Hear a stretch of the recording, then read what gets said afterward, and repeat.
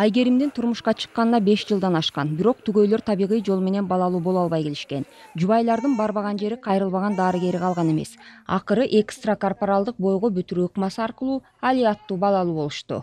Ден соолугу жакшы, убагы менен текшерип турабыз, врачтан эч кандай жаман нерсеси, ден соолугуна байланыштуу начар эч нерсе уккан жокмун, жакшы.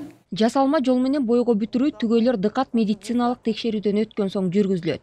Алгач аталык жана энелик урук клеткалар атайын микроскоп аркылуу бириктирилет.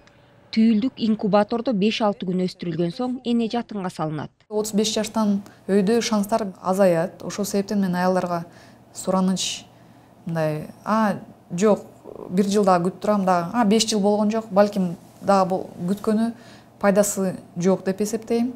ЭКО төрөлгөн балдарыбыз бүгүнкү учурда ден соолугу жөнөкөй төрөлгөн балдардан эч айырмасы жок.